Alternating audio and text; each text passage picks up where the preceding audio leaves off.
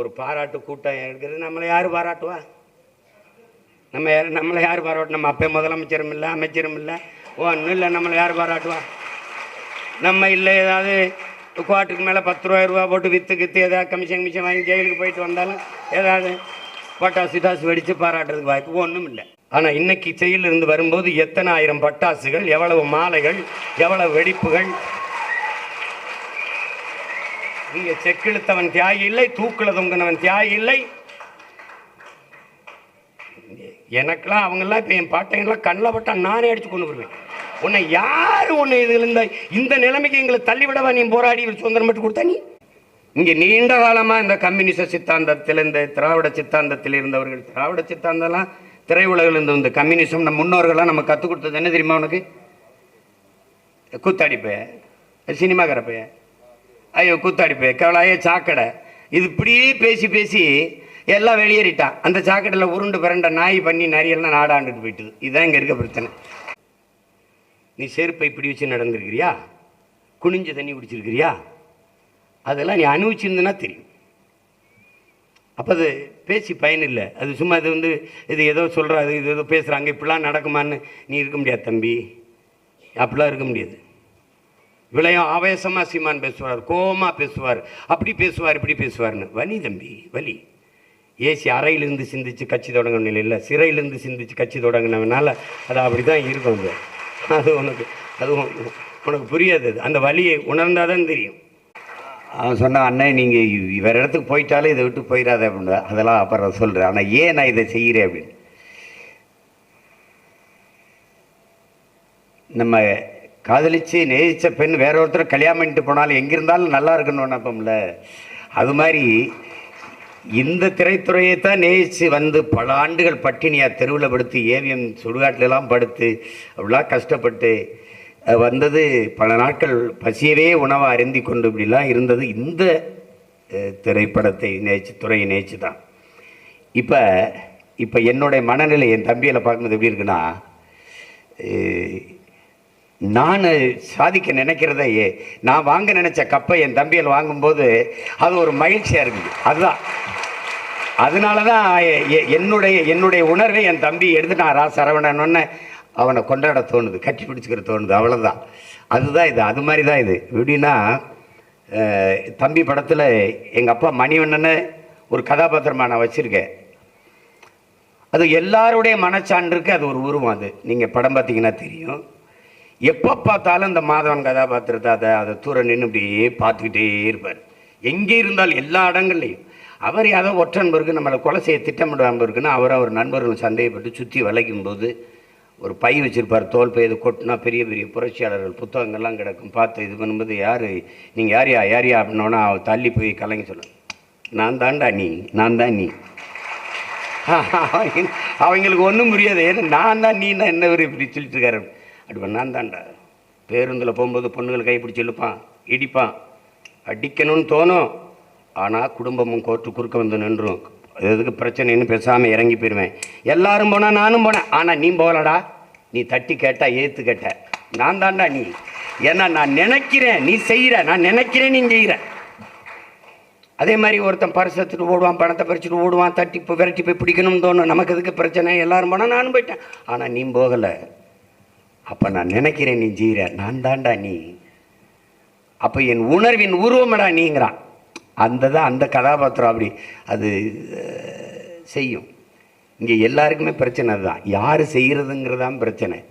சுத்தம் சுகம் தரும்னு எல்லா சுகத்திலையும் எழுதியிருக்கு ராஜா. இறங்கி கூட்டுறதான் யாருன்னு தெரியல. இங்கே பிரச்சனையே அதுதான். அதில் என் தம்பி பார்த்தான், இறங்கி கூட்டிட்டான். அதனால நாமெல்லாம் கூடி நின்று அவனை பாராட்டுறான். அவ்வளோதான். இதில் அது செய்யணும், ஒருத்தன் செய்யணும். அதுதான் இங்கே இருக்கிறது. அதில் எனக்கு இந்த இது எப்படி வருதுன்னா, நான் பசும்பன் படத்துக்கு கதை வசனம் என் தம்பி சொன்னது மாதிரி நானும் எங்கள் அப்பாவும் ஃபிஷர்மேன் கோ அப்படின்னு ஒரு விடுதி இருக்குது. அதில் போகும்போது 2 பேரும் ஓட்டுநர் இது பண்ணுறாரு, நானும் எங்கள் அப்பா உட்காந்து அதில் பாட்டு ஓடுது. எங்கள் அப்பா படங்கள்லாம் பார்த்துருப்பீங்கன்னா அந்த பாடலை அறிமுகப்படுத்தும் போது பேசிட்டே வருவார். அது எங்கள் ஐயா தான் எழுதி கொடுப்பார். கவி முத்தமிழ் பேரறிஞர் வைரமுத்தையா எழுதி கொடுக்குறாரு. எழுதி கொடுக்கும்போது அதில் என்னென்ன சொல்லுக்குள் வார்த்தையை சுருக்கி வைக்கும் சூத்திரதாரி ஆக்கம் வாகாயத்தின் மறுபக்கத்தையும் கண்ணனின் கண்கள் தான் பார்க்கும். இதெல்லாம் எழுதி பேசியிருக்கும்போது எங்கள் அப்பாவை வைரமுத்தையா எழுதி பாராட்டுறது, கண்ணன் அவர்களை பாராட்டுறது, ஐயா வைரமுத்தவர் பாராட்டுறது, இப்படியே பேசிட்டு இருக்கும்போது அப்பா சின்ன இதாக ஆள் தானே, நமக்கு இவ்வளோ முதிர்ச்சி இதுதானே இல்லை. கேட்கும்போது அப்பா இப்படியே நம்மளை இப்படி பாராட்டி பேசிக்கிறது இது நல்லாவா இருப்பாருக்கு அப்படின்னு நான் கேட்குறேன். மயனே அப்படிலாம் நினைக்கக்கூடாதுப்பா, நம்மளை நாமே பாராட்டிக்கிடா தாண்டா, நம்மளை வேற யாரும் பாராட்ட மாட்டாங்கடா. அது என் மனசுக்குள்ள ஆழமாக பதிஞ்சிருச்சு. நான் பல பேரை கூட என் தம்பிகிட்ட சொல்லுவேன், என்னென்ன தம்பி நம்மளை நாமே பாராட்டிக்கிட்டா தாண்டா, நீ போய் கோபாலகிருஷ்ணன் சொல்லு அப்படின்னு. அவன் சொல்கிறான், நான் தான் சொல்லிக்கிட்டு இருக்கேன், எல்லாம் ஊரில் சப்பானின்னு தான் சொல்கிறான்ற மாதிரி நம்ம தான் நம்மளை கோபாலகிருஷ்ணன் சொல்லணும். ஜூலியஸ் சீசர் என்ன சொல்கிறான், அடுத்தவன் உன் தகுதியை அறிவிக்கும் வரை நீ காத்திருக்காத, எழுந்து சொல்றான் நான் ஆக சிறந்தவன் என்று. அப்படி சொல்லிட வேண்டியதான் நம்ம. அது மாதிரி நம்ம சொல்லிட வேண்டியதான். அதில் எந்த பாராட்டுக்கும் தகுதியான படம். கலை இலக்கியத்தை போற்றாத சமூகம் உயர்வடையாது, பெருமை அடையாது, மேம்படாது. நம்முடைய வணக்கத்திற்குரிய ஐயா இறை என்பவர்கள் கலை இல்லாத ஒரு சமூகம், அதை எப்படி சொல்றாரு பாருங்க. அது மலை இல்லாத நிலம், இலை இல்லாத மரம், அலை இல்லாத கடல், தலை இல்லாத உடல். எது கலையை போற்றாத சமூகம். அது அலை இல்லாத கடல்ரா, தலை இல்லாத உடல்ரா, அதனால போற்றணும், கலை இலக்கியத்தை கொண்டாடணும். இங்கே அப்படி இல்லை. இங்கே நீண்ட காலமாக இந்த கம்யூனிச சித்தாந்தத்தில், இந்த திராவிட சித்தாந்தத்தில் இருந்தவர்கள், திராவிட சித்தாந்தம்லாம் திரையுலகில் இருந்த இந்த கம்யூனிசம் நம்ம முன்னோர்கள்லாம் நம்ம கற்றுக் கொடுத்தது என்ன தெரியுமா உனக்கு? கூத்தாடிப்பைய, சினிமாக்காரப்பைய, ஐயோ கூத்தாடிப்பைய, கவலையே சாக்கடை, இது இப்படியே பேசி பேசி எல்லாம் வெளியேறிட்டான். அந்த சாக்கடையில் உருண்டு பிறண்ட நாய் பண்ணி நரியெல்லாம் நாடாண்டுட்டு போயிட்டுது. இதுதான் இங்கே இருக்க பிரச்சனை.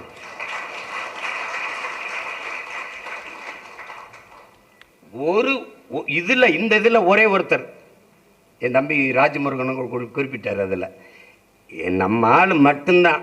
இங்கே பாருங்க, திரைக்கலையும் பேச்சும் இராணுவத்தின் வலிமையான 2 படைப்பிரிவுகள்.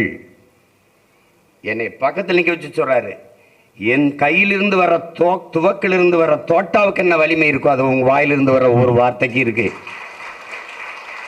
திரைக்கலையும் பேச்சும் இராணுவத்தின் வலிமை மிக்க 2 படைப்பிரிவுகள். ஒன்றை செய்ய ஒன்றையோ நீங்க விட்டுறக்கூடாதுன்றாரு, தொடர்ந்து செய்யணுங்கிறாரு. திரைக்கலை என்பது ஒவ்வொரு தேசிய இனத்தின் அழகிய கலை முகம், அறிவியலின் அழகான குழந்தை திரைக்கலை. அது அப்படி புறந்தள்ளி விட்டுற முடியாது. திரைப்படத்தால் ஒரு பெரிய தாக்கத்தை ஏற்படுத்திட முடியுமா அப்படின்னு நீங்க புறப்போக்கில் கேட்டு போகக்கூடாது. பூவை பூச்சோட வரும்போது நதியா வளையல், நதியா கொண்டை, நதியா சேலை, எத்தனை பேர் போட்டாங்க. என் தம்பி சேரன் எடுத்த ஆட்டோகிராஃப் அந்த படத்தில் ஆனா அவனால ஒரு சேலையை கட்டியிருப்பாங்க அந்த கதாநாயகி, அந்த கோபிகா. எத்தனை பெண்கள் அதே மாதிரி அந்த வடிவத்தில் ஆனா அவனா கட்டிட்டு போனாங்க. தாக்கம் ஏற்படுத்தாதுன்னு நம்ம சாதாரணமாக சொல்லிட முடியாது, அப்படியே சொல்லிட முடியாது. தேவர் மகன் ஒரு படம், அந்த படம் எதை சொல்ல வருது? படம் முழுக்க கதையெல்லாம் தூக்கி விட்டுரு, 2.5 மணி நேரத்தை விடு, 2 மணி நேரத்தை விடு, கடைசி தலையை வெட்டிடுறாரு அண்ணன் கமலஹாசன். நாசரன் தலையை வெட்டிடுறாரு, உருண்டு போச்சு. பெரிய அருவாளை தூக்கிட்டு வர்றாரு. சாதாரண இல்லை, குலதெய்வம் கோயிலில் வச்சுருக்க பெரிய அருவா, வீச்சு அருவா தூக்கிட்டு இப்படி வந்துக்கிட்டு இருப்பாரு. ஏற்ற மாதிரி பெரியத்தா போகுது. படத்தை மொத்தமாக கழிச்சு விட்டுரு. பெரியாத்தா போய்கிட்டு இருக்கும்போது அவர் அண்ணன் கமலஹாசன் உடம்புல ரத்தம், சட்டை எல்லாம் அப்படியே ரத்தம். இங்கே ஓடி வந்த அந்த கிளவி பெரியாத்தா, ஐயோ நான் கொடுத்த பாலெல்லாம் ரத்தமாக ஓடுதுன்ட்டான். இதை தாண்டி வன்முறையை வீழ்த்த ஒரு வார்த்தை கிடையாது. அவர் போகும்போது போங்கடா எத்தனை நாளைக்குடா அருவாக்கம் எடுத்து வெட்டிக்கிட்டே தெரியும், போங்கடா போய் காடுகிற உழுது புழைங்கடா புள்ள குட்டியில் படிக்க வைங்கடான்னு அவரா, அதுக்கு தனியாக ஒன்றும் சிறப்பான பதிவுலாம் கிடையாது, அவராக பேசிட்டு போயிட்டே இருப்பார். இதுதான் படம்.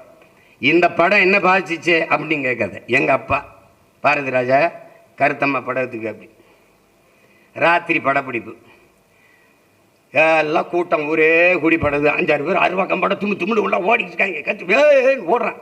ஓடும்போது எல்லாம் ஒரே சத்தமான எல்லாம் படப்பிடிப்பு இருந்தால் எல்லாம் திரும்பி பார்க்குறாங்க. திரும்பி பார்க்கும்போது இவர் நிறுத்திட்டு, என்னங்க என்ன கூட்டம், என்ன இங்கே ஓடுறாங்களே என்ன பண்ண? இந்த பக்கத்தூரில் ஒரு கலவரம் சண்டை, ஊருக்காரன் அருவாக்கம் படுத்து ஓடிக்கிட்டு இருக்கான் அப்படின்னு. ஏன் நீங்கள்லாம் போகல அப்படின்னு. முன்னாடி இப்படித்தான் தொட்டதுக்கெல்லாம் அருவா கம்பை தூக்கிட்டு ஓடினதான். இப்போ நாங்களும் ஓடினதான். இந்த தேவர் மகன் ஒரு படம் வந்ததுக்கப்புறம் அதை பார்த்ததுக்கப்புறம் டப்புன்னு அருவா கம்பை எடுக்க கொஞ்சம் கூச்சமாக இருக்கா இல்லையான்ட்டோம். அப்போ ஒரு கலைஞன், நீ சொன்னால என் தம்பி ஒருத்தனை மாத்தினா கூட அந்த படைப்பு வென்றுச்சரா அப்படின்ட்டு. அதுதான் அந்த படம் என்ன சாதிச்சுன்ற பிறகு ஒரு ஊரில் அந்த ஒரு கிராமத்தில் அவர் ஒருத்தர் சொல்கிறார் ஒரு பாதிப்பை ஏற்படுத்தினா அப்போ ஒவ்வொரு கிராமத்தில் எத்தனை பேர் பாதிச்சிருக்குன்னு. அதை தான் சொல்கிறான் சேகுவாரா, வினையாற்றாத சொல் வீணுங்கிறான். வினையாற்றாத சொல் வீண். அதனால இந்த பேசுற என்ன பாண்டே இப்படி பேசிட்டாரு, அப்போ தாக்கத்தை ஏற்படுத்திருச்சு. என்ன ராஜ்மோகன் ஏற்படுத்தி இப்படி பேசிட்டாரு, ஒரு விவாதத்தை கிளப்பணும்டா, சரியா தவறா, அதான்டா பேச்சுக்க பலன். அதுதான் அப்படி ஒரு தாக்கத்தை நந்தன் படம் ஏற்படுத்திருச்சு. நீங்க சின்லெஸ் லிஸ்ட் கருப்பு வெள்ளையில படம் 4 மணி நேரம். அவன் யூதன், எடுத்தவன் ஸ்பீல்பர்க் யூதன். அவன் வந்து கடைசி அவன் முன்னோர்கள் நினைவிடத்தில் கல் வைக்கணும் எல்லாரும் வச்சுட்டு இருப்பான். அப்போ மெதுவாக அப்படி நகரும் கருவி, அப்படி கேமரா நகரும். அதில் அப்படி ஸ்பீல்பர்க் அப்படி விலைக்கு வந்து காட்டுவான். அவனும் ஒரு கல்லோட நிற்பான் வைக்க, ஏன்னா அவன் முன்னோர் சமாதி அது. அப்படி வைப்பான். வச்சுட்டு படம் விட்டு வெளியில் வரும்போது ஹிட்லருடைய தலைமுறை எல்லாரும் யாரோடும் பேசல, தலை குனிஞ்சு போனான். நம்ம முன்னோர்கள் இவ்வளவு கொடுமையாக யூதர்களை கொண்டிருக்கானான்னு ஒரு தாக்கத்தை ஏற்படுத்திடுச்சு. அது மாதிரி தான் இது. அது மாதிரி நந்தனை பார்க்குற யாராவது ஒருத்தன் சக மனிதனை தாழ்த்தி வீழ்த்தி சுகங்காணுவது சி இது ஒரு இதா அப்படின்னு நினைக்கணும். அதுதான் இது. வந்து இங்கே பாருங்க எவ்வளவோ பேர் போயிட்டான். இங்கே என் தம்பி கூட சொன்னான், என் தம்பி ராஜமுருகன். இங்கிட்டு இன்னொரு தம்பி சொல்கிறான், எங்கள் அண்ணனை நீங்கள் என்ன இப்படி டப்புன்னு கம்மின்னு சொல்லல. கோட்பாட்டு அளவில் கம்யூனிசத்துக்கே அடிப்படை எது? தமிழ் தேசியம்தான், தமிழனுடைய தத்துவம் தான். என்ன அண்ணன் அதிகமாக பேர் மார்க்ஸ் பிறக்கிறதுக்கு கம்யூனிசம்ங்கிற கோட்பாடு பிறதுக்கு முன்பு பிறந்தவன் நம்ம பாட்டேன் வள்ளுவ பெருமகனார். அவன் தந்தர்லிய மறைமொழி பிறப்பு ஒக்கும் எல்லா உயிருக்குங்குது. அவன் ஏன்டா எல்லா உறவுக்கும் பாடலை? பகுத்துண்டு பல் உயிர்கள் ஓம்புக தாண்டி பொது உடைமை இங்கே ஒன்றும் இல்லை, ஒன்றும் இல்லையே. காக்கை குருவி எங்கள் சாதி, நீள் கடலும் மலையும் எங்கள் கூட்டம், நோக்க நோக்க களியாட்டம் நோக்கும் திசையெல்லாம் யாமின்றி வேறில்லைன்ட்டான் பெரும்பாவளன் பாரதி. அதை தாண்டி இங்கே என்ன இருக்குது? ஒன்றும் கிடையாது. அவன் மனுஷனே வரலையே, காக்கையும் குருவியும் நம்ம சாதிடா. அதான் நான் சொன்ன, காக்கையெல்லாம் எந்திரிச்சு பாரதியை கண்டன தீர்மானம் போட்டுருச்சு, மாநாடு நடத்தி. பாரதி பதறி எந்திரிச்சிட்டான். ஏய் என்ன நான் உங்களை வெள்ளாதான பாசன் பண்ணப்பா, நீங்கள் எப்போ என்ன இப்படி திட்டுறீங்க அப்படின்னு. பாரதி நீ ரொம்ப தப்பா பிடிச்சிட்டா, புளிய விட்ட நீ இப்படியே. நான் என்ன பண்ணேன் அப்படின்னு.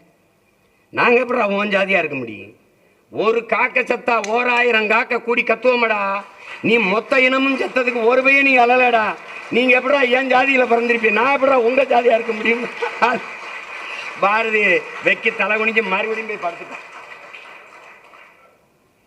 அது மாதிரி புதியதொரு உலகம் செய்யவும் கெட்ட போரிடும் உலகத்தை வேரோடு சாய்ப்போம்ங்கிறான். உலகம் தழுவி போறான் யாரா? பாரதிதாசன். பொது உடைமை கொள்கை திசையிட்டும் சேர்ப்போம், புனிதமோடு எங்கள் உயிரென்ற காப்போம் தான் பொது உடைமை கொள்கை. நம்மளை விடவா என் மொழி தெரியாதவன் அநாகரிகமானவன் யாரு? சீனா எந்திரிக்கிறான். அவன் அரேபியா எந்திரிச்சு என் மொழி தெரியாதவன் பிசாசுன்ட்டான். பிரிட்டிஷ்காரன் என் மொழி தெரியாதவன் ஊமைன்ட்டான். அவன் ஒன்றும் தெரியாத அவன் ஊமை பயிலுன்ட்டான். அந்த நேரம் எங்கள் ஊர் ராமநாதபுரம் காஞ்ச மண்ணில் பிறந்தவன், இந்த மணவாளம்பட்டியில் பிறந்த ஒரு மகிபாலம்பட்டியில் பிறந்த கணியன் பூங்குன்ற எந்திரிச்சு இருகரமும் பேசிட்டான். யாதும் ஊரே யாவரும் கேளீருன்ட்டான். எங்கள்ல இருந்து வந்ததான் கம்யூனிஸ்டம், பொது உடைமை, சித்தாந்தம் எல்லாம் வாடா அப்படின்னு. அதை தான் என் தம்பி சொல்கிறான். ரெண்டும் ஒன்று தான். தேசிய இனங்களின் உரிமைக்கு நிற்காதவன் ஜனநாயகவாதியாக இருக்க முடியாதுங்கிறார் லலின். அடிப்படையில் அவன் ஜனநாயகவாதியாக இருக்க முடியாது, அவன் எப்படா கம்யூனிஸ்டா இருக்க முடியும் சொல்லிருக்காருல்ல. இதை சொல்லாத நீ. இதை சொன்னீங்கன்னா கோச்சுப்பாங்க நம்ம ஆளுங்க. லெலின் சொன்னதெல்லாம் இப்போ நாங்கள் பொருத்த முடியாதுன்னு. லெலின் சொன்னதே பொருத்த முடியாதுன்னா நீங்கள் சொல்றது எங்கே போய் பொருத்துறதுன்னு அதை விட்டுருவோம். ஏன்னா அது நாங்கள் நடந்து வந்த பாதை, அதனால் அதெல்லாம் அதை விட்டுருவோம். இப்போ இதில் என்னென்னா, இதில் ஆழ்ந்து கவனிக்க வேண்டியது ஒன்றை சொல்வதற்கு இங்கே பேசிய எல்லாம் என் தம்பி எல்லாம் சொன்னாங்க. என் தம்பி ராஜமுருகனும் வணிக படைப்பை செய்யணும்னு இல்லை, அதே மாதிரி என் தம்பி பாலாஜி சக்திகளும் பெரிய வணிக படங்களை எடுக்கணும்னு இல்லை. அதை எடுத்த எல்லாத்துலேயும் ஒரு சமூக பார்வை இருக்கும். ஒவ்வொன்றும் அப்படிப்பட்ட படைப்பாளிகள் தான் இங்கே இருக்கிறாங்க. இப்போ அதில் சரவணனை எடுத்து பார்க்கும்போது, நீங்கள் அப்படி பார்க்கும்போது இப்போ நிறைய கவிதைகள் எழுதி வர்றோம். எல்லாமே கவிதைன்னு தான் பேர். ஆனால் சில கவிதை பளிச்சுன்னு இருக்கும். அது மாதிரி எத்தனையோ பாடல்களை எழுதியிருக்கிறாரு பாரதி. எத்தனையோ இந்த பாரதியில் இப்போ பாரதிதாசன் எவ்வளோ எழுதியிருக்காங்க. ஆக சிறப்புன்னு ஒன்று இருக்குல்ல. அதில் முந்தைய படங்களை விட இது நின்று இவ்வளோ நேரம் பேசுகிறோம்னா இது ஆக சிறப்பாக ஒரு பெரிய தாக்கத்தை அவசியமான ஒரு படைப்பாக இது வந்துடுச்சு. அதனால தான் இது இந்த நகர விட மாட்டேங்குது. நந்தனை விட்டு நம்மளெல்லாம் நகர விட மாட்டேங்குது. எந்த ஊரில் இருந்தாலும் எவ்வளோ வேலை இருந்தாலும் தம்பியை கூப்பிட்டு பாசணும். இந்த படம் எவ்வளோ முக்கியமான படம்னு அவனுக்கு முதல்ல சொல்லணும். படத்தை யோசிக்கிறது பெருசு இல்லை. படத்தை சொல்கிறான், யாரும் தயாரிக்கலை, என்ன பண்ணலாம், நம்மளே எடுத்துருவோம், துணிஞ்சு எடுத்துருவோங்கிற முயற்சி இருக்குல்ல, அதுக்குத்தான் இந்த பாராட்டு.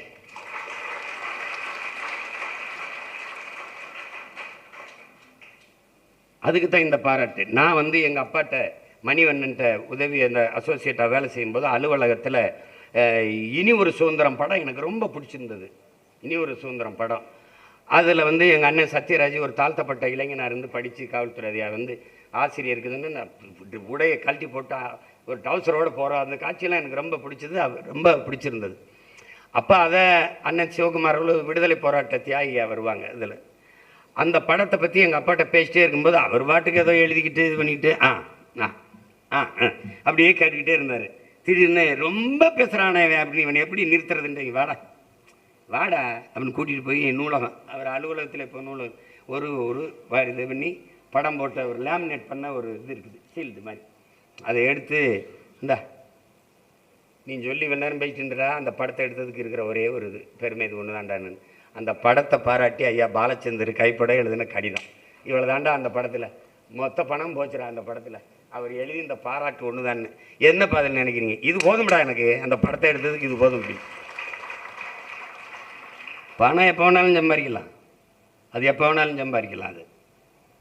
ஆனால் பதிப்பு சமூக அக்கறையோடு இந்த மாற்றத்தை விரும்புகிற ஒவ்வொருத்தனும் எப்போவா தான் என் உயிர் தம்பிதங்களுக்கு நான் பலமுறை சொல்லியிருக்கேன்.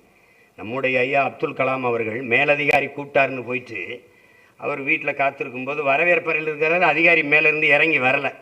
அது வரை இந்த மாதிரி தேநீர் பலகை மேலே ஒரு இது இருக்குது, புத்தகம் புரட்டுறாரு. அந்த புத்தகம் அறிஞர் பெர்னாட்ஸாவோடது. அந்த அறிஞர் பெர்னாட்ஸோட புத்தகத்தை பறித்து போகும்போது அதில் ஒரு வாசனை அவருக்கு படுது. இந்த உலகத்தில் பெரும்பாலானோர் உலகம் போகிற போக்கிலே போக நினைக்கிறார்கள். ஆனால் யாராவது ஒருத்தன் தான் உலகத்தை தன் போக்கிலே திருப்ப நினைக்கிறான். தொடக்கத்திலே அவன் விமர்சிக்கப்படுகிறான், ஏசப்படுகிறான், எள்ளி நகையாடப்படுகிறான், அவமானப்படுத்தப்படுகிறான். ஆனால் உலகம் பெற்றிருக்கிற அத்தனை மாறுதலுக்கும் காரணம் அவன்தான். உலகத்தை தன் போக்கிலே திருப்ப நினைச்சவன் தான். நீங்க இதுவரை பேசினீங்க Marx, Lenin, Stalin, Engels, Ingersoll, Buddhan, Phule, Aristotle, Plato, Socrates, Ambedkar எல்லாரும் உலகத்தை தன் போக்கில் திருப்ப நினைச்சவன் தான். அப்படிதான் எல்லாரும் மாதிரி நம்மளும் படுறதுக்கு ஆசை இருக்கலாம். வேணாம் நம்ம ஜோக்கர் எடுப்போம், எல்லாரும் வேணாம் நம்ம நந்தன் எடுப்போம். தன் போக்கில் திருப்ப நினைக்கணும், தன்னை கவனி அப்படின்னு. அதுதான் இங்கே நீ மாற்றத்தை விரும்புறியா, அந்த மாற்றத்தை முதல்ல ஒன்னிலிருந்து தொடங்கு. உனக்குள்ள எந்த மாற்றத்தையும் ஏற்படுத்தாத முடியாத உன்னால் சமூக மாற்றத்தை ஏற்படுத்த முடியாது. சும்மா மானுடனேயும் சக மனிதனின் இங்க பாருங்க, உலகத்திலே உயர்ந்த மனிதன் எவன் என்ற கேள்விக்கு பதில், எவன் கீழே விழுந்து கிடக்கிறானோ அவனை தூக்கி விடுவதற்கு எவன் குனிகிறானோ அவன் தாண்டா உலகத்திலே உயர்ந்த மனிதன். கீழே விழுந்து கிடப்பவனின் காயத்தை ஒருத்தன் கை நீட்டி தடவுகிறான் பாரா, அவன் தாண்டா உலகத்திலே தலை சிறந்த மனிதன். அந்த எண்ணம், அந்த சிந்தனை, அந்த காயத்தை துடைப்பதற்கு கை நீட்டிய கை என்னுடைய தம்பி சரவணன் கை என்பதில் எனக்கு மகிழ்ச்சி, பெருமை. ஐயா வைகுந்தர் சொல்றாரு, தாழ கிடப்பவனை தற்காத்து நிற்பதாண்டா தர்மம்ங்கிறார். நீ அவனை போட்டு அவனை ஏற்று பார்க்க, ஒரு வல்லாதிக்கன், ஒரு வலிமை உள்ளவனின் அழகே எளியவனை, வலிமையற்றவனை அவனுக்கு பாதுகாப்பா நிற்பதான். திக்கற்றவனுக்கு திசை காட்டாதவன், வாயற்றவனுக்காக பேசாதவனும் அடிமைதான். அப்ப உரிமை இழந்து அடிமையா நிக்கிறவனுக்காக பேசாதவனும் நம்மள அடிமைதான். அதனால நிராகரிக்கப்பட்ட ஆதி குடிகளின் பக்கம் அரவணைச்சு நிற்கிறவன் தான் இங்கே அவன். அந்த அந்த அந்த மானுடம் தான் இங்கே மகத்தானது. அதுதான் பெருசு. இங்கே என் தம்பி வந்தோடனே தம்பி பார்ப்பனர்கள் அது சொல்லோன்னா பயந்துட்டான். அப்படிலாம் கிடையாது. நான் போன விழாவில் கூட பாரதிய பாட்டேன்னு சொல்லிட்டு எல்லாம் பேசுகிறாங்க. அவன் யாருன்னு தெரியுமா உங்களுக்கு? ஏன் என் பாட்டேன்னு தெரியுமா? அவன் தெரியுமா? அவன்கிட்ட போய் சுப்பையா தாண்டா ஒரு பேர். அவன் நம்மாலியா, அவன் பேர் சுப்பையா, பொண்டாட்டி பேர் செல்லம்மா. அவங்க அப்பா பேர் சின்னசாமி, அம்மா பேர் வள்ளி. இவன் பாண்டையா இருக்கலாம், இவன் ரங்கராஜா இருக்கலாம். அவன் எங்காலு நம்ம பாட்டன் சுப்பையா. சுப்பையா எங்கானு சுப்பையா நம்ம பிரம்மன் தலையிலிருந்து பிறந்தான், சத்திரியன் தோலிருந்து பிறந்தான், வைசியன் தொடையிலிருந்து பிறந்தான், சூத்திரன் காலில் இருந்து பிறந்தான். இந்த பஞ்சமன் ஒருத்தருக்கான அவன் எதுலேருந்து பிறந்தாங்கன்னு இவங்க கேட்க அவர் உடனே எழுந்திரிச்சு அவன் ஒருத்தன் தான் ஆத்தாளுக்கு அப்பனுக்கும் பிறந்தாண்டு போயிட்டான். இப்போ தெரியுதா ஏன் பாரதி என் பாட்டேன்னு? இதனால தான் என் பாட்டேன்.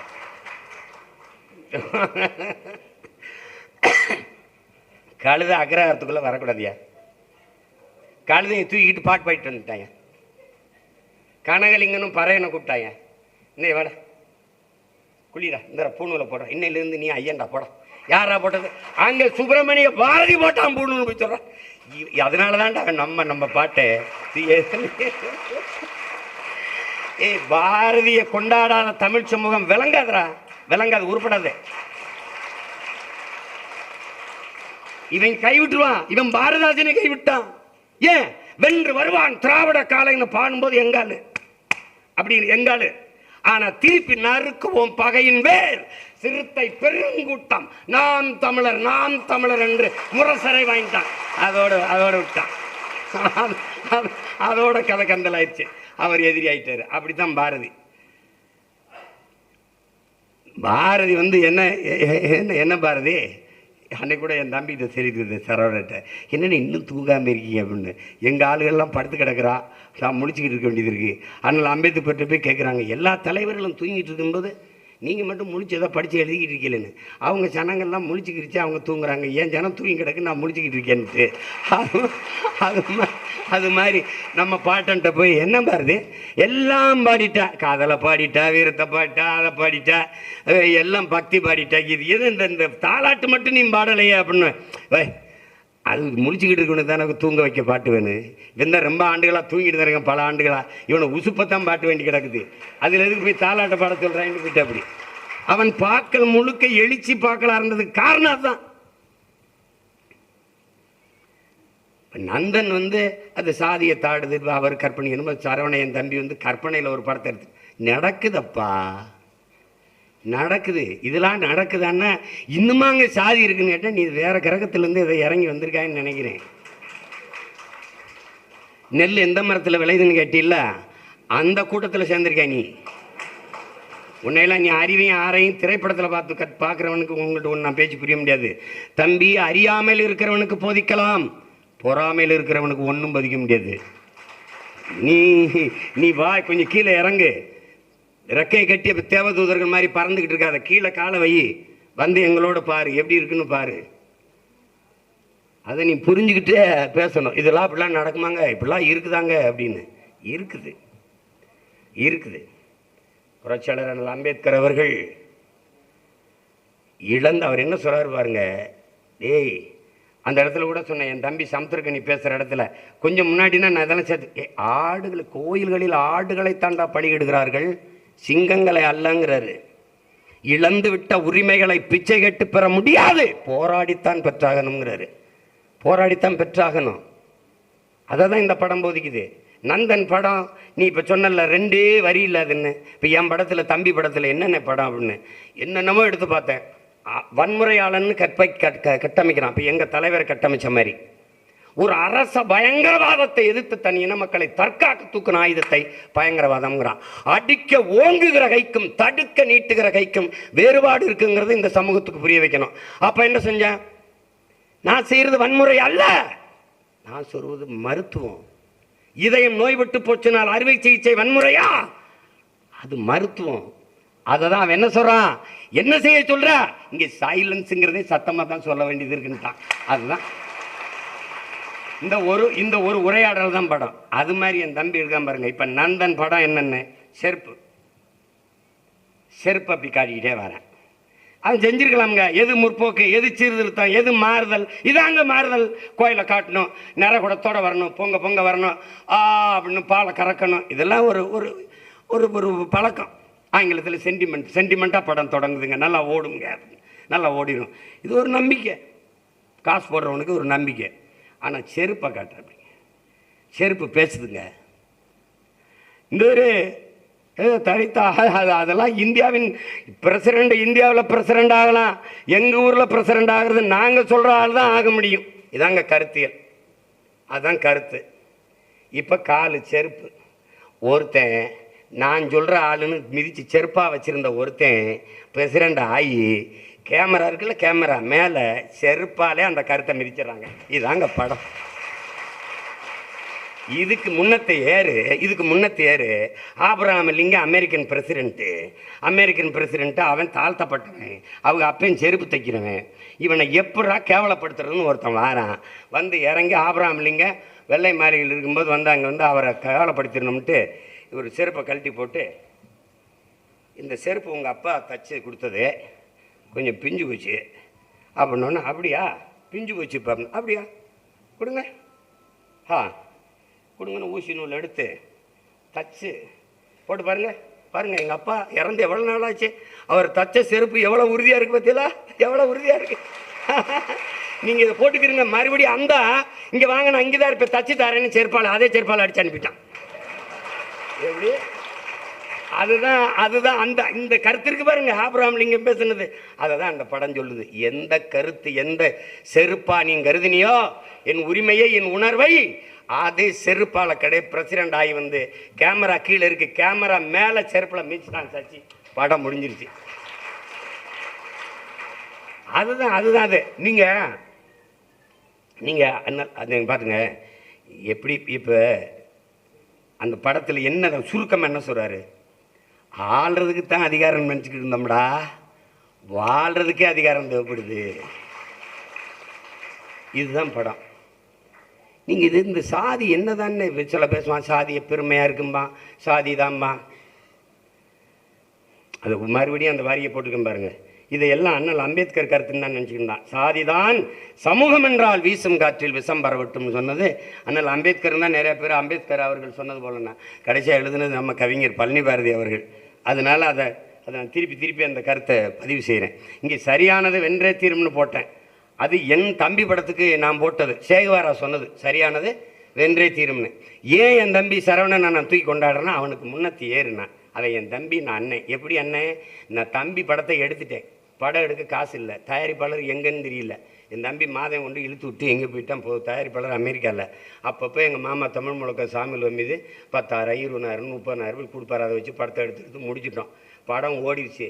ஒரு பாராட்டு கூட்டம் எடுக்கிறது. நம்மளை யார் பாராட்டுவா? நம்மளை யார் பாராட்டு? நம்ம அப்போ முதலமைச்சரும் இல்லை, அமைச்சரும் இல்லை, ஒன்றும் இல்லை. நம்மளை யார் பாராட்டுவா?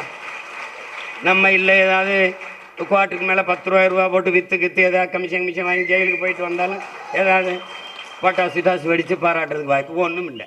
அப்போ என்ன பண்ணுறாங்க, நாங்களே சூருட்டி அடித்து நாங்களே ஒட்டி OMCயில் என்னோட பயிற்சி எடுக்க எங்கள் அண்ணங்க பேர் வேணாம், அது வீணான சிக்கல்.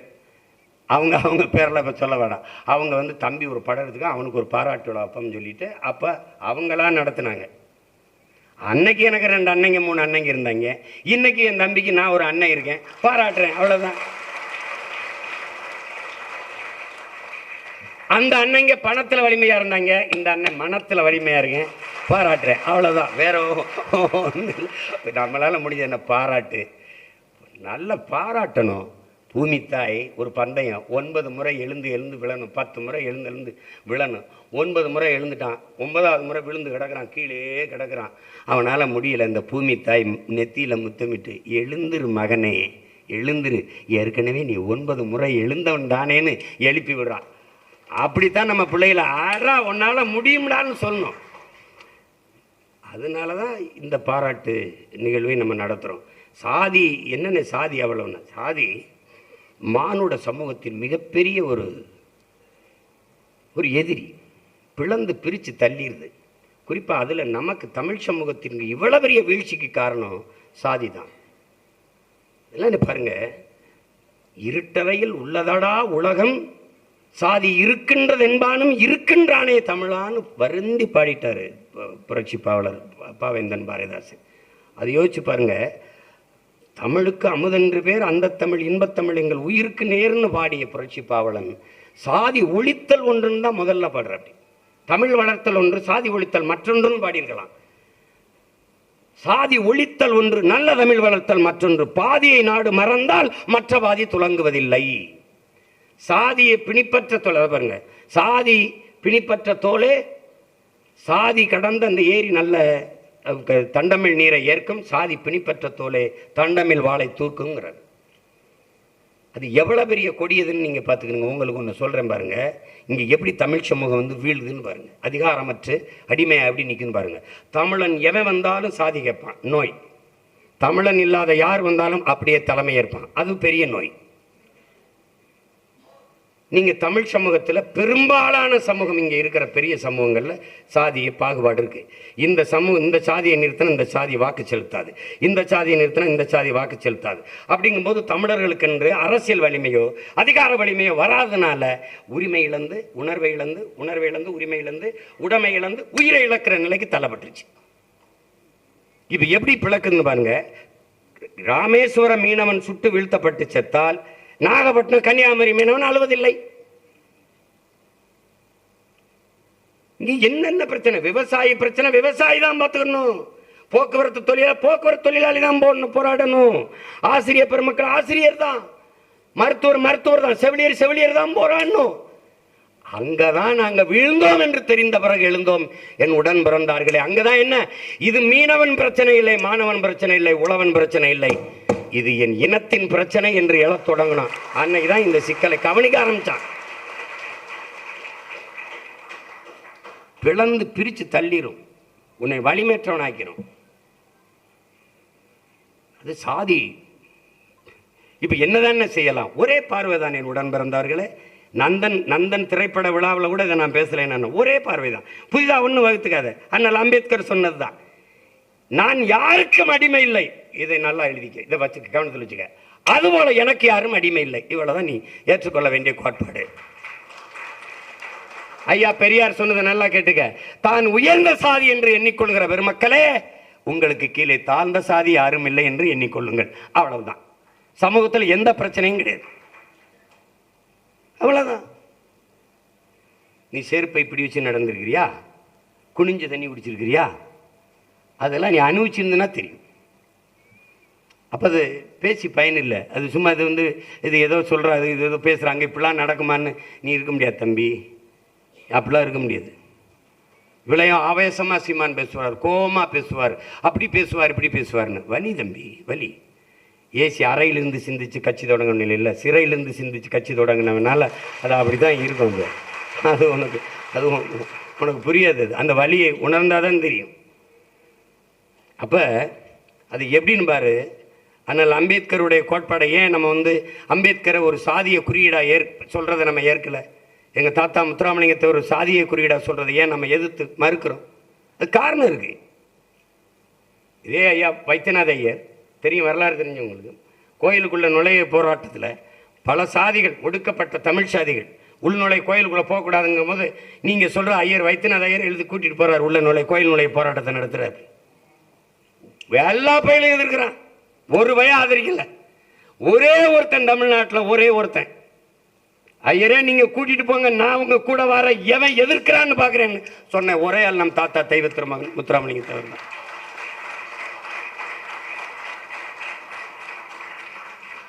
எவ்வளவு இதா இருந்தா சொல்லி பாருங்க. சாதிய எண்ணம் கொண்டவன் அரசியலுக்கு வந்தால் நாடு நாசமாகி விடுங்கிறார். சாதிய சிந்தனை கொண்டவன் இறைவனை வழிபடவே அருகதையற்றவன். உண்கிறகை உயர்ந்தது, உழைக்கிறகை தாழ்ந்தது என்கிற எண்ணம் எவருக்கும் வரக்கூடாது. இறைவனுக்கு முன்பு இருகரமும் இணைத்துத்தான் வணங்குகிறோம். அப்படி எல்லாரும் சமம் என்கிற எண்ணம் எல்லாருக்கும் வரணுங்கிறார். இவர் தான் இன்னைக்கு சாதியை குறியீடு அணிக்கிறார். சாதி ஒழித்தல் ஒன்று அப்படின்னு பண்ணல. கடவுள் வரி, சமய வரி, கண்ணல் நீங்க தமிழுக்கு நோய் நோய் நோயே இடை வந்த சாதி எனும் இடர் ஒழிந்தால் ஆள்வதனம் தாய் தாய் தாயங்கிறான். தமிழ் தாய் ஆளுமுடங்கிறான். அவன் தான் இன்னைக்கு முதலியார் சங்கத்தில் குறியீடா இருக்கான் பாரதிதாசன். என்ன சொல்ற இது கால இதில் கொடுமைப்பா. தமிழனின் மானம் கப்பலர் இருக்கக்கூடாதுன்னு கப்பல் ஓட்டிய தமிழன், மண்ணின் விடுதலைக்கு மாடு கூட இழுக்க திணறுகிற செக்க இழுத்த வீர மரவண்ணன் பாட்டன் வாவு சிதம்பரனார் செத்தான். ஜெயிலிருந்து வெளியில வந்தான், ஜெயிலிருந்து வெளியில வந்தான். ஒற்றை மகனா, வரவேற்க ஒருத்தனமில்ல உயிர் நண்பன் சுப்பிரமணிய சிவாவை தவிர. ஆனா இன்னைக்கு ஜெயிலிருந்து வரும்போது எத்தனை ஆயிரம் பட்டாசுகள், எவ்வளவு மாலைகள், எவ்வளவு வெடிப்புகள். இங்க செக்கிழுத்தவன் தியாகி இல்லை, தூக்குல தொங்கினவன் தியாகி இல்லை. எனக்கெல்லாம் அவங்கெல்லாம் இப்போ என் பாட்டைங்கெல்லாம் கண்ணில் பட்டா நானே அடிச்சு கொண்டு வருவேன். உன்னை யாரு உன்னை இதுல இந்த நிலைமைக்கு எங்களை தள்ளிவிடவா நீ போராடி சுதந்திரம் மட்டும் கொடுத்தா? நீ தூக்குல தொங்குன எதுக்குது இவ்வளவு? இந்த ஜனநாயகம், இந்த விடுதலைக்கா நாங்க இவ்வளவு பாடுபட்டீங்க? நீங்க எப்படி இருக்கு பாருங்க. பாரதி இவ்வளவு பாடினான். பாரதி எல்லாத்தையும் நேசிச்சு பாடினான். பாரதி சிட்டுக்குருவிக்கு அரிசி எடுத்து போட்டுவிட்டான். சமைக்க செல்லமா வச்சிருந்தத காக்கைக்கும் சிட்டுக்குருவிக்கும் போட்டான் பைத்துக்கிறப்ப. ஏய், உலகத்தில் நீங்க பிற உலகத்தில் பாரதி வீட்டுக்கு போயிருக்கடா? உலகத்தில் பாரதி எல்லா வீட்லையும் போடா. நம்ம தாத்தா வீட்டில் தாத்தா உட்காந்துருப்பார், பாட்டி இப்படி நிற்கும்டா இந்த கட்டையை பிடிச்சிக்கிட்டு. பாரதி வீட்டுக்கு போடா, செல்லம்மா உட்காந்துருக்கும்டா, பாரதி நிற்பான்டா. அதான்டா பாரதி. போய் பாடுறா எட்டாயிரத்தில் இன்னும் செல்லம்மா உட்காந்துருக்கோம். அண்ணன் செல்லம்மா உட்காந்துருக்கும்னே இவன் நிற்பான். எல்லா பயலும் இருக்கு, எல்லா பயலும். தேவாலயத்துக்கு போனாலும், பள்ளிவாசலுக்கு போனாலும், கோயிலுக்கு போனாலும், கடவுளே எனக்கு கைகாலுக்கு நல்ல சுகத்தை கொடு, நல்ல புத்தியை கொடு, நல்ல புத்தியை கொடு, நல்ல புத்தியை கொடு. எல்லாம் ஒருத்தன் போறேன். சொல்லடி சிவசக்தி, என்னை சுடர்மிகு அறிவுடன் ஏன் படைத்தாய்? எதுக்கு எனக்கு இவ்வளவு அறிவை கொடுத்த? பூரா பையில முட்டா பையில படிச்சு என்னை மட்டும் அறிவாளியா படைச்சு விட்டா? எனக்கு பெரிய பிரச்சனையா இருக்குன்றான். உலகத்திலே ஒரே ஒருத்தன் தான்டா எனக்கு எதற்காக இவ்வளவு அறிவை கொடுத்தான்னு கேட்டான். உலகத்திலே ஒருத்தான். நீங்க பாத்தீங்கன்னா அவனையே இவன் யார் அப்படின்னு தோணும். அவன் தான் அது நம்ம ஊர்ல இருந்து. அவன் மண்டகரம் பிடிச்சவங்க, நம்ம ஊர்ல சொல்லுவான் அவன் ஒரு மண்டகரம் பிடிச்சவன். அவன் ஐயோ, அவன் அவன் அந்த அந்த பாரதியவே பட்னி போட்டு வச்சிடான் அந்த ஊரு. தனி ஒரு உணவு, தனி ஒரு மனிதனுக்கு உணவில்லை என்றில் ஜெகத்தினை அழித்துடுவோம்ட்டான். அவனே பட்டினி போட்டான் இந்த நாடு, இந்த பாரதம். கடைசி என்ன தெரியுமா? அவன் செத்து போயிட்டான். கவி பேர் நம்ம ஆள் எழுதுறார், ஐயா வைரமுத்து. பாரதி, உன் உடலில் மொய்த்த ஈக்களின் எண்ணிக்கை கூட ஆட்கள் இல்லையாமே. இறுதி சடங்குல 8 பேர் இருக்காண்டா. பாரதி எங்க அடக்கம் பண்ணியிருக்கான் இவன் தெரியாது. ஒன்றும் ஒருத்தனுக்கும் தெரியாது. ஆனால் இந்த தேச விடுதலைக்கு பல ஆண்டு காலங்கள் ஜெயிலில் இருந்து, டேய் 16 ஆண்டு ஜெயிலில் இருந்த நேருவே கடற்கரையில் புதைக்கப்படலையாடா. டேய் நேருகள்டா 16 ஆண்டு செல்வந்தன் மகண்டா. ரோஜா பூ மாதிரி நிறம் சொல்ல, உண்மையிலே ரோஜா பூ மாதிரி நிறம். 16 ஆண்டுகள் சிறையில் இருந்த நேரு, அவன் கூட கடற்கரையில் புதைக்கப்படலையே. நீ இன்னும் இரு, கடற்கரை புறம் கல்லறை ஆயிரும், நீ போய் பூ வச்சு கும்பிட்டு தெரிய. அதில் அதனால் அம்பேத்கர் சொல்ற அந்த வழியை பாரு. இவ்வாறு, என்னரும் மக்களே, நீங்கள் இந்த பூமியில் பிறந்து இப்படி சாதியை இழிவு தீண்டாமை கொடுமையை சுமந்து வாழ்றதை பார்க்கும்போது என் இதயம் நொறுங்கி ரத்தம் ஒழுகிறது, ரத்தம் வடிகிறது. இதற்கு நீங்கள் தாயின் கருவறையிலேயே கலைந்து போயிருக்கக்கூடாதாங்கிறான். அது ஒடுக்கப்பட்ட தாழ்த்தப்பட்ட மக்களின் அவர்களின் துயருக்காக பாடப்பட்டதா நினைக்காத. அப்படியே தமிழ் சமூகம் இன்னைக்கு படுற பாட பார்க்கும்போது, தமிழனா பிறந்து நாட்டை இழந்து, வீட்டை இழந்து, உறவுகளை இழந்து, ஏதிலிகளா ஓடி ஓடி சொல்றாரு நம்ம ஐயா வைரமுத்தவர்கள். சொல்றாங்க பாருங்க, கவிப்பேரரசு என்ன சொல்றாரு? உலகத்தில் ஒருத்தன் சொந்தத்தை பிரிவதல்ல, சொத்தை பிரிவதல்ல, இதெல்லாம் பிரிவது சோகம் இல்லடா, தான் பிறந்த தாய் மண்ணை பிரிவதாண்டா சோகம்னு. அப்படிப்பட்ட பிறந்த மண்ணை பிரிந்து போகிற துயரத்தில் இந்த வாழுகிற தமிழ் சமூக மக்களை பார்க்கும்போது அப்படியே அண்ணல் அம்பேத்கர் சொன்னது உனக்கும் பொருந்தும். உலகெங்கும் எங்கெங்கும் மானுட சமூகம் தாழ்த்தி வீழ்த்தப்பட்டு அடிமைப்படுத்தி நிறத்தால், இனத்தால், சாதியால், எந்த வழியிலும் வீழ்த்தப்பட்டு கிடக்கிற மக்களினுடைய அந்த உணர்வோடு அண்ணல் அம்பேத்கரின் கூற்ற பொருத்தினா அப்படியே பொருந்தும். அது இந்த குறிப்பிட்ட சமூகத்துக்கு நீ பொருத்த முடியாது, அப்படி பார்க்க முடியாது. அதுதான் நீ அவரை நீ ஒரு சாதிய தலைவராக கொண்டு நிறுத்திவிட்டா. அப்படியே வச்சா இது என்ன ஒன்று. நீ ஒன்று நல்லா தெரிஞ்சுக்க, அண்ணல் அம்பேத்கர் வருவதற்கு முன்பே தாழ்த்தப்பட்ட மக்களுக்கு இடஒதுக்கீடு வெள்ளக்காரன் கொடுத்துட்டான், எஸ்சி கொடுத்துட்டான். அவர் யாருக்கு என்ன பெற்றுக் கொடுத்தார்? ஒடுக்கப்பட்ட பிற்படுத்தப்பட்ட மக்களுக்கு இடஒதுக்கீடு பெற்றுக் கொடுத்தவன் அண்ணல் அம்பேத்கர். அது தெரியாம நம்ம தாழ்த்தப்பட்டவர்களுக்கான தலைவர், தாழ்த்தப்பட்டவர். அவர் ஏன் நீல வண்ணத்தில் இருக்காரு? வானம் எவ்வளவு தூரம் பறந்து விரிந்து அது எங்கெங்கு பரவி இருக்கோ அங்கெல்லாம் அண்ணல் அம்பேத்கர் புகழ் இருக்கும். அதுக்கு தான் அவர் நீல வண்ணத்தில் உலகம் பூரா பரவி இருக்காரு. அதான் நீ புரிஞ்சுக்கணும். சும்மா போட்டு குழப்பிக்கிற கூடாது. நம்ம நம்ம நம்ம நம்ம பாட்டனார் கவிமணி தேசிய விநாயகம், ஓடும் உதிரத்தில் வடிந்தொழுகும் கண்ணீரில் தேடி பார்த்தாலும் சாதி தெரிவதுண்டோ அப்பா. எப்படி கேட்கிறாரு பாருங்க. ஓடும் உதிரத்தில் வடிந்தொழுகும் கண்ணீரில் தேடி பார்த்தாலும் சாதி தெரிவதுண்டோ அப்பா. எவர் உடம்பிலும் சிவப்பே ரத்த நிறம் அப்பா. எவர் வெளி நீருக்கும் உவர்ப்பே இயற்கை குணம் அப்பா. எவர் உடம்பிலும் சிவப்பே ரத்த நிறம் அப்பா. எவர் வெளி நீருக்கும் உவர்ப்பே இயற்கை குணம் அப்பா. நெற்றியில் நீரும் மார்பில் நீண்ட பூணூலும் பெற்றை உலகில் எவரும் பிறப்பதுண்டோ அப்பா. பிறப்பினால் உலகினில் எவருக்கும் பெருமை வராதப்பா. சிறப்பு வேண்டுமெனில் நல்ல செய்கை வேண்டும் அப்பா. நல்ல செய்கை வேண்டும். நன்மை செய்வோரே உலகம் நாடும் மேற்குலத்தோர். நன்மை செய்பவர்தான் உலகம் விரும்புகிற, உலகம் போற்றுகிற மேற்குலத்தோர். தீமை செய்பவரே அண்டி தீண்ட ஒண்ணாதார். அவன் தாண்டா அன்டச்சபிலிட்டி, அவன் தாண்டா தீண்டத்தக்காதவன் கிடையாது, தீமை செய்கிறவன். எத்தனை பேர் வாடிட்டாங்க. யாரு மேலே கீறினாலும் ரத்தம் ஒன்று தான். ஆக மொத்தம் நீ நானும் 10 மாதம் தான் பாடுன்னு நம் தாத்தன் பட்டுக்கோட்டையே வெறுப்பில் என்ன சொல்லிடுறான். முன்பு புத்தர் வந்தார், பிறகு இயேசு வந்தார், அப்புறம் காந்தி வந்தார். என்னென்னமோ பேசுனாங்க, எதையோ சொன்னாங்க, எழுதி வச்சாங்க. எல்லாத்தையும் தான் படிச்சிங்க, என்ன பண்ணி கிழிச்சிங்கன்ட்டு. அப்படி வெறுப்பில் எல்லாத்தையும் தான்டா படிச்சிங்க, என்ன பண்ணி கிழிச்சிங்க.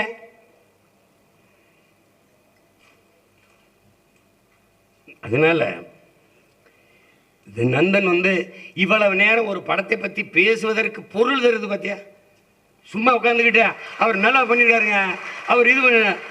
நந்தன்ங்கிறது இன்னும் பல மணி நேரங்கள் பேசக்கூடிய ஒரு பொருளை தூக்கி நிற்குது. இது சமூகம் பல 100 ஆண்டுகளாக இந்த சமூகம் சுமந்து வருகிற அவலம். இது இந்த தாழ்த்தப்பட்டவனுக்கு நீ நினைக்கிற. நீ தாழ்த்தப்பட்டவன் யார்? அந்த சொல்ல முதல்ல நீங்க கவனி. தாழ்த்தப்பட்டவன் தான், அவன் தாழ்ந்தவன் இல்லை. அவன் தாழ்த்தப்பட்டிருக்கான். யாராலன்னு பார்க்கணும். அவன் ஏன் தாழ்த்தப்பட்டிருக்கான்?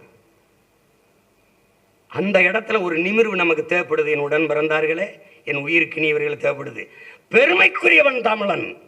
காரணம், தமிழ் பெருங்குடியில் பிறந்ததுனாலேயே பெருமைக்குரியவங்கிறான். அதான் அவன் இவன் விழுந்த அவன் தான். அதெல்லாம் பேசக்கூடாது. பெருமைக்குரியவன் நிமிர்வு வரணும். அதை தான் புரிஞ்சுக்கிட்டு பேசணும். நந்தன்கிறது ஒரு படம் இல்லை, அது ஒரு படிப்பினை, அது ஒரு பாடம். அந்த அந்த தங்கைகள், அந்த ஊராட்சி மன்ற தலைவர்கள் இறுதியில் வடிக்கிற கண்ணீரில் இந்த சாதியை இழிவு, அந்த கழிவு கரைஞ்சு போகணும். அதனால் அம்பேத்கர் சொல்றாருல்ல, நீ சமூக மேம்பாடு, சமூக முன்னேற்றம் பேசிக்கிட்டு இருக்க. சாதியை ஏற்றதாள்களை வைத்துக்கொண்டு சமூக மேம்பாடு, சமூக முன்னேற்றம் பேசுவதெல்லாம் மலக்குழியின் மேலே போடுகிற மல்லிய பந்தலுக்கு ஒப்பானதுங்கிறான். நீ என்னடா சாக்கடை குழியின் மேலே சந்தன மலையை வச்சுக்கிட்டு இருக்கிற? நீ என்னடா அது? எப்படா மணக்கம் அது? அப்புறம் என்னடா சமூக முன்னேற்றம், சமூக மேம்பாடு பேசுற? என் ஜாதி முன்னேறத அவன் விரும்பல, அவன் ஜாதி முன்னேறத நான் விரும்பல. எப்படா சமூகம் முன்னேறும்? நாடார் எந்திரிக்கும் போது கோனார் அமைக்கிடுவார், கோனார் அமைக்கும் போது தேவர் அமைக்கிடுவார், தேவர் எந்திரிக்கும் போது தேவேந்தர் அமைக்கிடுவார், பறையர் எந்திரிக்கும் போது படையாச்சி அமைக்கிடுவார், படையாச்சி எந்திரிக்கும் போது கவுண்டர் எந்திரிக்கும் போது இன்னொரு உடையார் அமைக்கிடுவார். ஒவ்வொருத்தரும் அமைக்கி விடுவாங்க. இவன் எந்திரிக்கும் போது அவன் அமைக்கும் போது எவன் நிமிருவான்? இந்து எந்திரிச்சா இஸ்லாமியர், இஸ்லாம் எந்திரிச்சா இந்து, 2 எந்திரிச்சா கிறிஸ்தவர். மாறி மாறி தலைகளை அழுத்தி தாழ்த்து கொண்டிருந்தால் எப்படா மானுட சமூகம் நிமிரும், உயரும்? ஒன்றும் பண்ண முடியாது. அதுதான். அப்ப என்னென்ன செய்யலாம்? சாதியை பார்க்காத, அதை கடந்து எதையாவது சாதிக்க பாரு. இவ்வளவுதான் நீ செய்ய வேண்டியது. மதமும் கடந்து அதற்கு மேலே ஒன்று இருக்கு, மனிதம். அதுதான் புனிதம் என்று தேடு. அவ்வளவுதான். நீ அதை விட்டுட்டு இதுக்குள்ளே பேசிட்டு இருக்காது. ஆன்மீகம்ங்கிறது ஐயா இறையம் எழுதிக்காரு, வாழ்க்கையே ஒரு வழிபாடு தான்ங்கிறது. அந்த நூலை எல்லாரும் என் தம்பியில் வாங்கி படிங்க.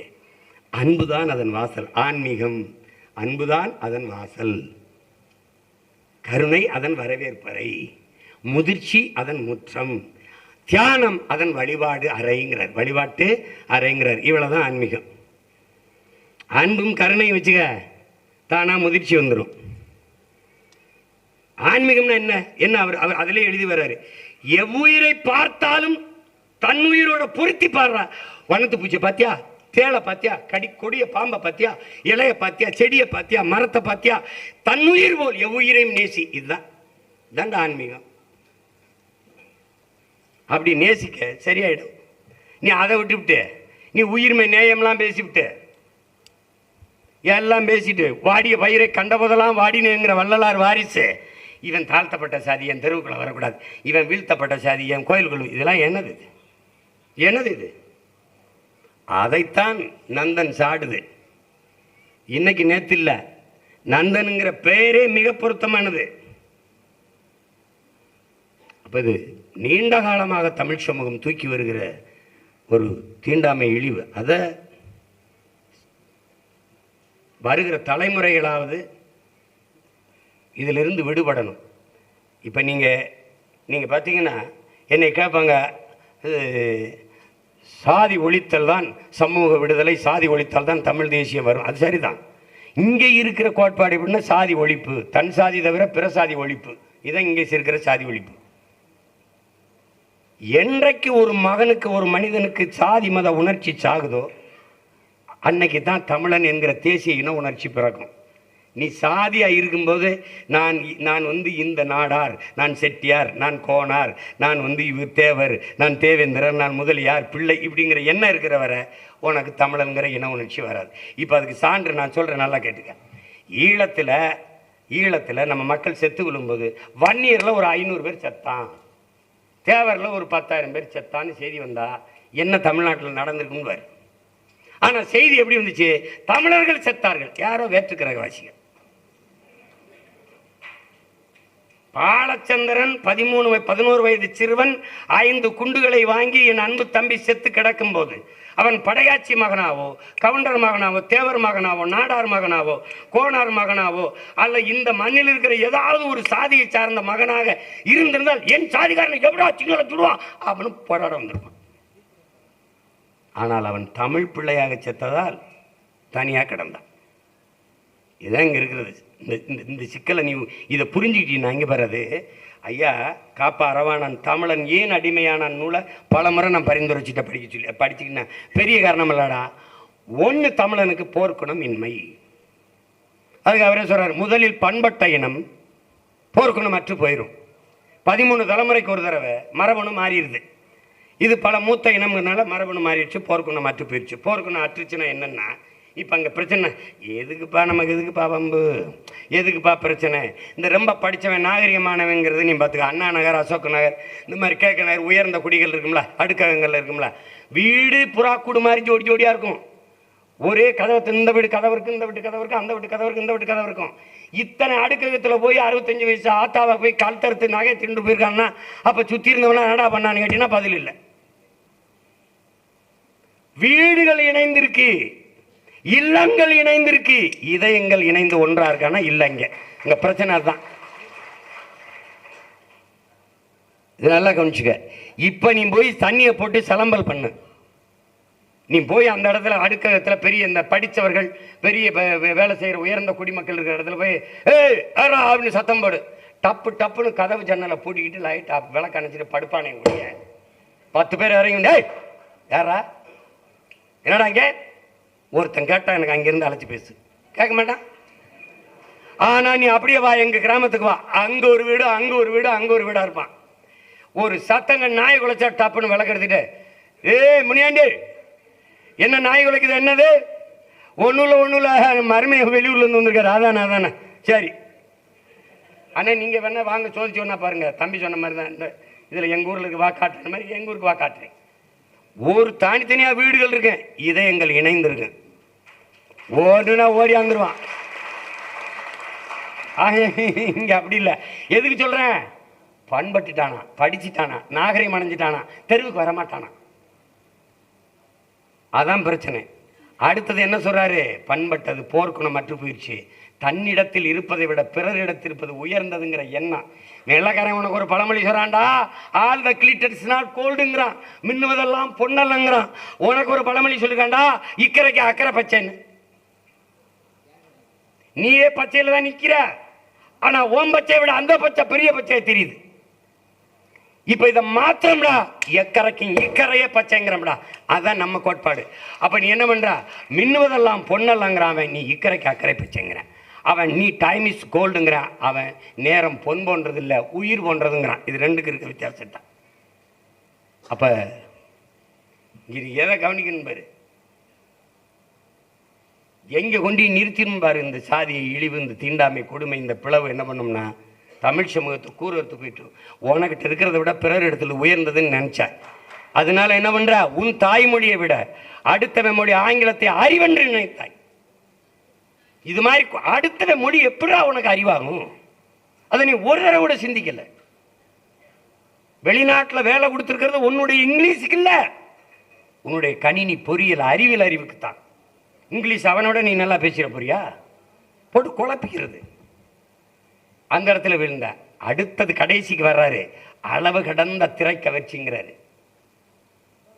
அளவு கடந்த திரை கவர்ச்சிங்கிறாரு. பெரிய தத்துவங்களை, ஆக சிறந்த சித்தாந்தங்களை சினிமா கவர்ச்சி வீழ்த்திடுது, பல நேரங்களில் வீழ்த்திடுது. நீயே பார்த்துட்ட. அதுக்கப்புறம் வர்றாரு கடைசிக்கு தன்னினப்பகை. கொடும் வியாதி யாரு? தன்னினப்பகை தான்டா பெரிய வில்லை. சொந்த ரத்தங்களுக்குள் யுத்தம், தன்னினப்பகைடா, தன்னினப்பகை. அதனால தான்டா தமிழன் தலைவன் எல்லாரும் சில பகுதி கட்சி தொகுதி கட்சியா இருந்து விழுந்து போனான். தமிழன் அல்லாதவன் 234 போடுவான்டா, போட்டிடுவான். தமிழன் பூரா தனி புச்சியில் 10 தொகுதி 20 30 இதில் போட்டு சுருங்கிடுவான். காரணம் தன்னினப்பகை. அது எப்படி தெரியுமில்ல? நான் செத்தாலும் சரி, நான் அவன் வாழ்ந்துடக்கூடாது, இந்த கோட்பாடு தான். எனக்கு 2 கண்ணும் போனாலும் சரி, அவனுக்கு ஒரு கண்ணாவது போயிடணும். இந்த எண்ணத்தில் தான் இந்த இனம் விழுந்துருச்சு. அப்போ அது எவ்வளவு கொடுமையான உணர்வு, இந்த சாதிய உணர்வுன்னு நீ பார்த்துக்க. அதனால இன்னைக்கு வரைக்கும் நடக்குது. அன்னைக்கு நான் நாகப்பட்டினத்தில் பாட்டு வெளியீட்டு விழாவில் சொன்னேன், உயர்ந்த சாதிக்காரன் உடலவன், தாழ்ந்த சாதிக்காரன் உடலவன். இன்னைக்கு நடக்குது. 2 நாளைக்கு முன்னாடி இதே கொடுமை நடந்துச்சு. தெருவில் கூட்டிட்டு இப்போ உடலை எடுத்துட்டு போக விடலை. அப்போ என்ன பண்ணுறது? இந்த மனநிலையிலிருந்து மானுட சமூகம் மாறணும். சக மனிதனை நேசிக்காதவன் எப்படி இது எப்படி எப்படி இருக்குன்னு பாருங்க. அருகில் இருக்கிற அண்ணன் தம்பியில் நீ உன்னால் நம்ப முடியுதா? உன்னால் நம்ப முடியுதா? இதே சென்னையில் எல்லாரும் முடியறான். ஆந்திராவில் இருந்து வந்தவன் என் வீட்டுக்கு அருகில் இருக்கான், வீடு கட்டியிருக்கான், நான் அனுமதிச்சிட்டேன். கேரளாவிலேருந்து வந்தவன் என் வீட்டுக்கு அருகில் வீடு கட்டிட்டான், அது அனுமதிச்சிட்டேன். அங்கேருந்து வந்தவன் வேறு மாநிலங்களில் வேறு இருந்து வந்தாலும் அனுமதிச்சிட்டேன். ஆனால் என் இனம் சார்ந்த, என் நிலம் சார்ந்த, என் மண்ணின் மகன் ஆதி தமிழ் குடி பறையன் என் வீட்டு தெரு வீடு கட்ட நான் அனுமதிக்கலை. சண்டை, எல்லாரும் சண்டை போட்டு வரட்டான். இங்கே நடந்தது, சென்னையில் நடந்தது, தலைநகரில். இந்த கொடுமையை நீ இதில் நடக்குமானேன்னு கேட்குற. ஏய், ஈழத்தில் போர் நடந்துருச்சு. ஒரு தலைவன் 35 ஆண்டுகள் வெறும் 25,000 பேரை வச்சு 2,50,000 இராணுவ வீரனை எதிர்த்து உலக படைகளெல்லாம் எதிர்த்து சண்டை போடுற ஆற்றல் எப்போது அவருக்கு வந்ததுன்னா, நீ எவனாலும் இரு, ஆனால் என் நாட்டுக்குள்ளே என் கோட்டுக்குள்ளே வந்தால் தமிழனா இருன்னு சொல்லி தமிழனை ஆக்குனதுனால தான் அந்த படை அவரால் வலிமையாக நின்று கட்டி சண்டை போட முடியும். இங்கே உயர்ந்த சாதிக்காரன் சுடுகாட்டு வழியே தாழ்ந்த சாதிக்காரன் பிணத்தை எடுத்துட்டு போக முடியாது, நீ தண்ணி கொண்டு போக முடியாது, நீ நடக்க முடியாது. இவ்வளவு பிரச்சனை இருக்குது. ஆனால் எல்லா தமிழ் சாதிக்கும் ஒரு தாய் பிள்ளைகள். நீ உனக்கு சாதியில இருக்கிறா, உனக்கு ஒரு சாதி இருக்கு. என்ன சாதி? பாரதி சொல்றான் நம்ம பாட்டன், விதியே விதியே என் செய்ய நினைத்தாய் என் தமிழ் சாதின்னு. நீ என்ன சாதி? நான் தமிழ் சாதின்னு நீ சொல்லணும். அதான் உன் ஜாதி.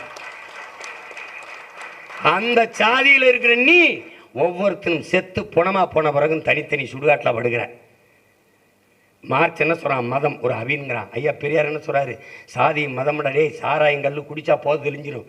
ஆனால் சாதி மத உணர்ச்சி இருக்க, அது செத்து சுடுகாடு போனாலும் போகாது. ஏன்னா புதச்ச இடத்துல ஆறுமுக நாடார், சுப்பிரமணிய தேவர், மாரியப்ப கவுண்டர்னு எழுதி வைப்பான். அப்போ இந்த செத்து சுடுகாடு போய் புதஞ்சாலும் அந்த சாதி போக மாட்டேங்குது. அதுதான் கொடியது. அவர் என்ன சொல்கிறார்? சாதி குடிதான் மதம் குடிதான்னு கேட்குறாங்க பெரியார்ட்ட. சாதி தான் குடிது. ஏன் சாதி தான் குடிது? மதம் மாறிக்கொள்ள முடியும், சாதி மாறிக்கொள்ள முடியாது. அப்ப எந்த போதை? பெரிய கொடிய போதை இந்த சாதிய போதை. அப்ப எப்படி இந்த போதையை ஒழிக்கிறான் ஒரு தலைவன்? எப்படி ஒழிக்கிறான்? நீ பிரிகேடியரா, நீ சாதாரண வீரனா, எவனாவது மாவீரர் துயிலும் இல்லத்துல ஒன்னா வீர விதையாப்பாடு ஒன்னா புதைக்கப்பட்டான்.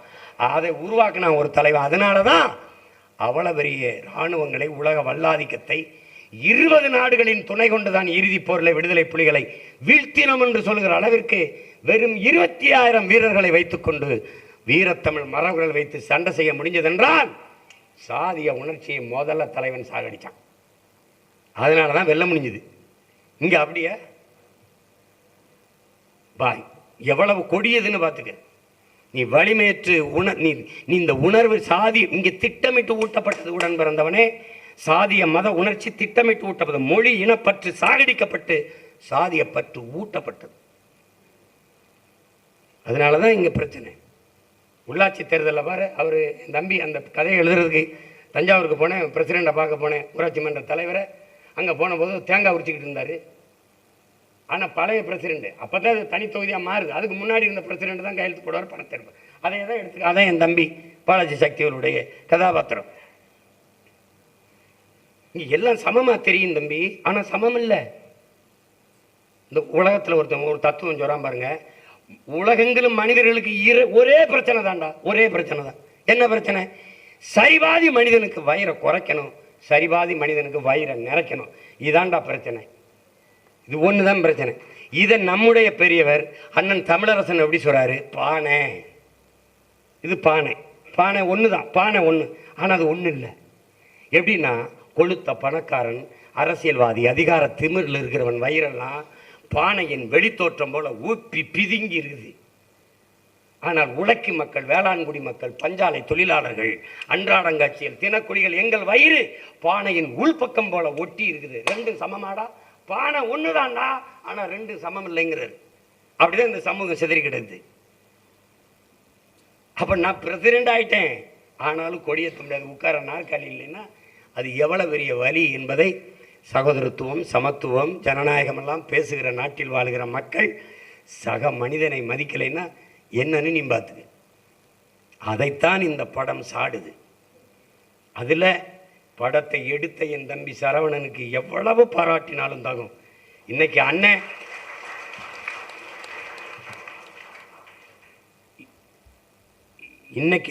இவ்வளவுதான் செய்ய முடிகிற நிலைமையில் இருக்கேன். ஆனால் இப்படியே இருக்காது. நான் ஒரு நாள் மாறும். தமிழ்நாடு அரசு திரைப்படம் தயாரிக்கேன்.